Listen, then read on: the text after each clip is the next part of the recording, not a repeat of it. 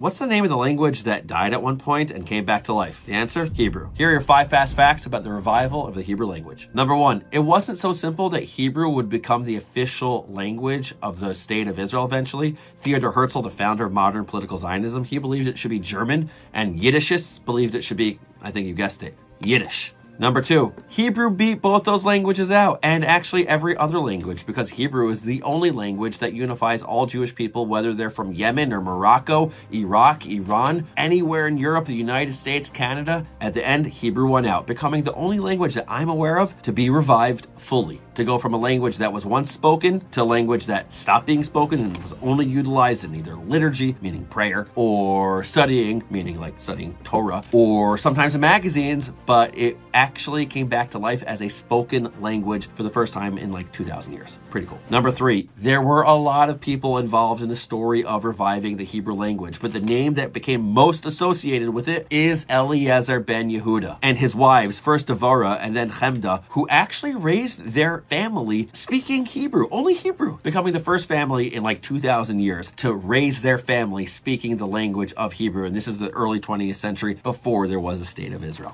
Number 4, David Ben-Gurion really wanted to make sure that Hebrew was part of the national character of the state of Israel, so he actually enacted laws to make sure that was the case. Number 5, Eliezer Ben-Yehuda's Hebrew dictionary was actually not published until 1959, 37 years after his death. His second wife, Hemda, she was the one who actually put a lot of it together, so she deserves equal credit at least. Those are your 5 fast facts. Want to learn more about Israeli history? Click in the link below.